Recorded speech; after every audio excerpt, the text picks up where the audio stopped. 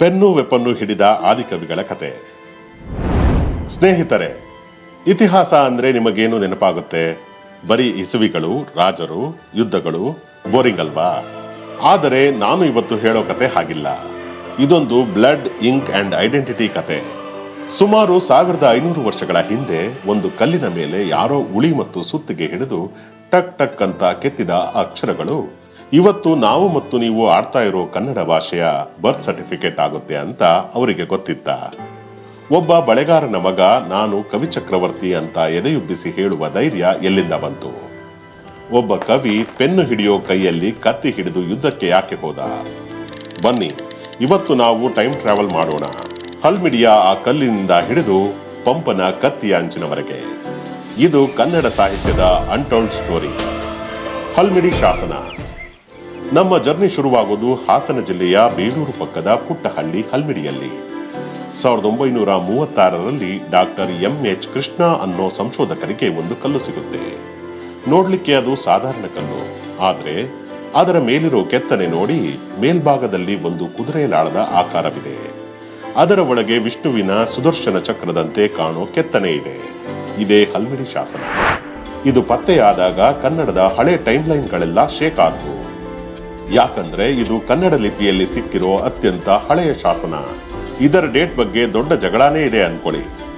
ಎಂ.ಎಚ್. ಕೃಷ್ಣ ಅವರು ಇದು ಕ್ರಿಸ್ತ ಶಕ 450ರದ್ದು ಅಂದ್ರೆ ಜಿ.ಎಸ್. ಗಾಯಿ ಅನ್ನೋ ಮತ್ತೊಬ್ಬ ವಿದ್ವಾಂಸರು ಇಲ್ಲ ಗುರು, ಇದು ಕ್ರಿಸ್ತ ಶಕ 500 ಅಥವಾ 600ರ ಆಸುಪಾಸಿನದ್ದು ಅಂತಾರೆ. ಏನೇ ಇರಲಿ, ಇದು 5ನೇ ಶತಮಾನದ ಸುಮಾರಿಗೆ ಕನ್ನಡ ಒಂದು ಅಫಿಷಿಯಲ್ ಲ್ಯಾಂಗ್ವೇಜ್ ಆಗಿತ್ತು ಅನ್ನೋದಕ್ಕೆ ಸಾಕ್ಷಿ. ಮಜಾ ಅಂದ್ರೆ ಈ ಶಾಸನ ಶುರುವಾಗೋದು ಸಂಸ್ಕೃತದಲ್ಲಿ, ಜಯತಿ ಶ್ರೀ ಪರಿಶ್ವಂಗ ಅಂತ. ಆದ್ರೆ ಮುಂದೆ ಹೋಗ್ತಾ ಹೋಗ್ತಾ ಅಚ್ಚ ಕನ್ನಡದ ಪದಗಳು ಬರ್ತವೆ. ಇದು ಏನನ್ನು ತೋರಿಸುತ್ತೆ ಗೊತ್ತಾ? ಆ ಕಾಲದಲ್ಲಿ ಸಂಸ್ಕೃತದ ಹವಾ ಹೇಗಿತ್ತು ಅಂದ್ರೆ ಕನ್ನಡ ಕೂಡ ಅದರ ನೆರಳಲ್ಲೇ ಬೆಳಿಬೇಕಿತ್ತು. ಡಾಕ್ಟರ್ ಸಿ ವೀರಣ್ಣ ಹೇಳ್ತಾರೆ, ಸಂಸ್ಕೃತ ಅನ್ನೋದು ಅಂದಿನ ಕಾಲದ ಇಂಗ್ಲಿಷ್ ಇದ್ದ ಹಾಗೆ. ಅದು ಅಧಿಕಾರದ ಭಾಷೆಯಾಗಿತ್ತು. ಅಂದ ಹಾಗೆ ಇದರಲ್ಲಿ ಬರೆದಿರೋದೇನು? ಕವಿತೆನಾ? ಅಲ್ಲ, ಇದೊಂದು ಲ್ಯಾಂಡ್ ಅಗ್ರಿಮೆಂಟ್. ಪಲ್ಲವರ ವಿರುದ್ಧ ನಡೆದ ಯುದ್ಧದಲ್ಲಿ ಶೌರ್ಯ ತೋರಿಸಿದ ವಿಜಯ ಅರಸ ಅನ್ನೋ ವೀರನಿಗೆ ರಾಜರು ಭೂಮಿ ಉಡುಗೊರೆ ಕೊಟ್ಟಿರೋ ದಾಖಲೆ ಇದು. ಅಂದ್ರೆ ಕನ್ನಡದ ಮೊದಲ ದಾಖಲೆಯೇ ಒಂದು ವೀರಗಾಥೆಯಿಂದ ಕೂಡಿದೆ. ಸ್ವಲ್ಪ ಸೀರಿಯಸ್ ಮ್ಯಾಟರ್ಗೆ ಬರೋಣ. ನಾವು ಬರೀ ಕಾವ್ಯ ಛಂದಸ್ಸು ಅಂತ ಓದ್ತೀವಿ, ಆದರೆ ಇದರ ಹಿಂದಿರೋ ಪಾಲಿಟಿಕ್ಸ್ ಏನು? ಇಲ್ಲಿ ಡಾಕ್ಟರ್ ಸಿ ವೀರಣ್ಣ ಅವರ ಥಿಯರಿ ಮೈಂಡ್ ಬ್ಲೋಯಿಂಗ್ ಆಗಿದೆ. ಆಗಿನ ಕಾಲದಲ್ಲಿ ಬ್ರಾಹ್ಮಣ ಮತ್ತು ಕ್ಷತ್ರಿಯರ ನಡುವೆ ಒಂದು ಕೋಲ್ಡ್ ವಾರ್ ನಡೀತಿತ್ತು. ಅಧಿಕಾರ ಮತ್ತು ಜ್ಞಾನ ಬರೀ ಮೇಲ್ವರ್ಗದ ಸೊತ್ತಾಗಿತ್ತು. ಆಗ ಶೂದ್ರ ಮೂಲದಿಂದ ಬಂದ ಎಷ್ಟೋ ಜನ ಯುದ್ಧಗಳಲ್ಲಿ ಕತ್ತಿ ಬೀಸಿ ಪವರ್ಫುಲ್ ಆಗಿ ತಾವು ಕ್ಷತ್ರಿಯರು ಅಂತ ಕರೆಸಿಕೊಳ್ಳೋಕೆ ಶುರು ಮಾಡಿದ್ರು. ಇದನ್ನೇ ಸಂಸ್ಕೃತೀಕರಣ, ಸ್ಯಾನ್ಸ್ಕ್ರಿಟೈಸೇಷನ್ ಅನ್ನೋದು. ವೀರಣ್ಣನವರ ಪ್ರಕಾರ ನಮ್ಮ ಕನ್ನಡ ಸಾಹಿತ್ಯ ಹುಟ್ಟಿದ್ದೇ ಈ ಹೊಸ ಕ್ಷತ್ರಿಯ ವರ್ಗದ ಮೌಲ್ಯಗಳನ್ನು ಸಮರ್ಥಿಸಿಕೊಳ್ಳೋಕೆ. ನಾವೇನು ಕಮ್ಮಿ ಇಲ್ಲ, ನಮಗೂ ಹಿನ್ನೆಲೆ ಇದೆ ಅಂತ ತೋರಿಸಿಕೊಳ್ಳೋಕೆ ಅವರಿಗೆ ಕವಿಗಳು ಬೇಕಾದ್ರು. ಆ ಕವಿಗಳೇ ನಮ್ಮ ಪಂಪ ರನ್ನ. ಇವನೇ ನೋಡಿ ನಮ್ಮ ಹೀರೋ, ಆದಿಕವಿ ಪಂಪ. ಕ್ರಿಸ್ತ ಶಕ 902ರಲ್ಲಿ ಅಣ್ಣಿಗೇರಿಯಲ್ಲಿ ಹುಟ್ಟಿದ ಇವನು ಆಲ್ರೌಂಡರ್. ಒಂದು ಕಡೆ ಪೆನ್ನು, ಇನ್ನೊಂದು ಕಡೆ ಗನ್ನು ಅಂದ್ರೆ ಕತ್ತಿ.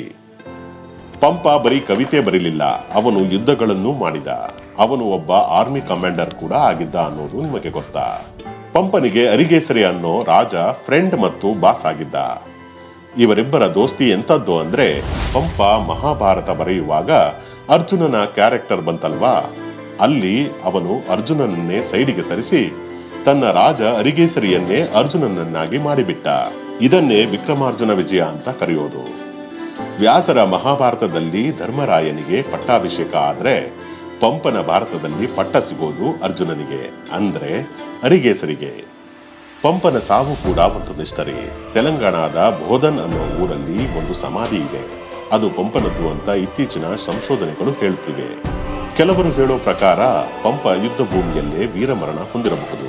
ಊಹಿಸಿಕೊಳ್ಳಿ, ಕನ್ನಡದ ಆದಿಕವಿ ಯುದ್ಧದಲ್ಲಿ ಹೋರಾಡಿ ಪ್ರಾಣ ಬಿಟ್ಟಿರಬಹುದು ಅಂದ್ರೆ ರೋಮಾಂಚನ ಆಗಲ್ವಾ? ಪಂಪ ಬ್ರಾಹ್ಮಣ ಹಿನ್ನೆಲೆಯಿಂದ ಬಂದು ಜೈನನಾದವನು. ಆದ್ರೆ ನಮ್ಮ ನೆಕ್ಸ್ಟ್ ಹೀರೋ ರನ್ನನ ಕತೆ ಪಕ್ಕಾ ಸಿನಿಮಾ ಸ್ಟೋರಿ. ಇವನು ಹುಟ್ಟಿದ್ದು ಮುಧೋಳದ ಬಲಗಾರ ಕುಟುಂಬದಲ್ಲಿ. ಬಡತನ ಇತ್ತು, ಆದ್ರೆ ತಲೆಯಲ್ಲಿ ಅಪಾರವಾದ ಜ್ಞಾನ ಭಂಡಾರವೇ ಇತ್ತು.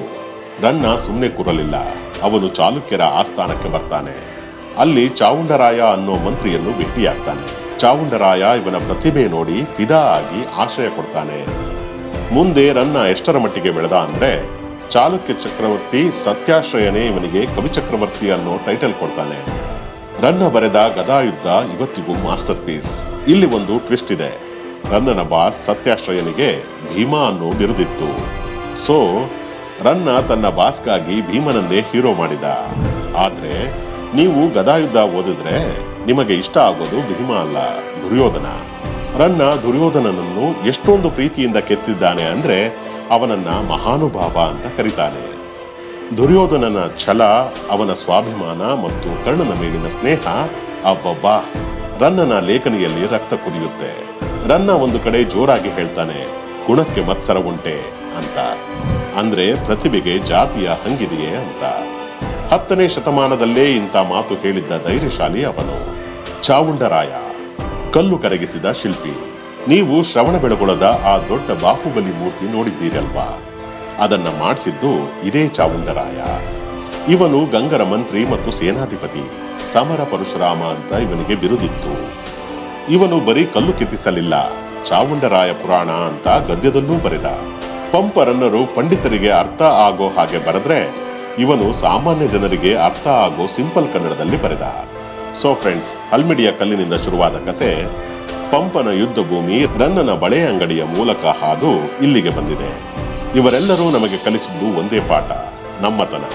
ಅವರು ಬರೀ ರಾಜರನ್ನ ಹೊಗಳಲಿಲ್ಲ, ಆ ನೆಪದಲ್ಲಿ ಕನ್ನಡದ ತಾಕತ್ತನ್ನ ಜಗತ್ತಿಗೆ ತೋರಿಸಿದರು. ಪಂಪ ಹೇಳಿದ ಮಾನವ ಜಾತಿ ತನ್ನೊಂದೇ ಬಲಂ, ಮನುಷ್ಯ ಕುಲ ಒಂದೇ ಅನ್ನೋ ಮಾತು ಇಂದಿನ ಜಗತ್ತಿಗೆ ಎಷ್ಟು ಮುಖ್ಯ ಅಲ್ವಾ? ಇದು ನಮ್ಮ ಹಿರಿಯರ ಲೆಗಸಿ. ಇದನ್ನ ಉಳಿಸೋದು ಬೆಳೆಸೋದು ನಮ್ಮ ಕೈಯಲ್ಲಿದೆ. ಈ ವಿಡಿಯೋ ಇಷ್ಟ ಆಗಿದ್ರೆ ಲೈಕ್ ಮಾಡಿ, ಶೇರ್ ಮಾಡಿ. ಮತ್ತೆ ಸಿಗೋಣ. ಜೈ ಹಿಂದ್, ಜೈ ಕರ್ನಾಟಕ.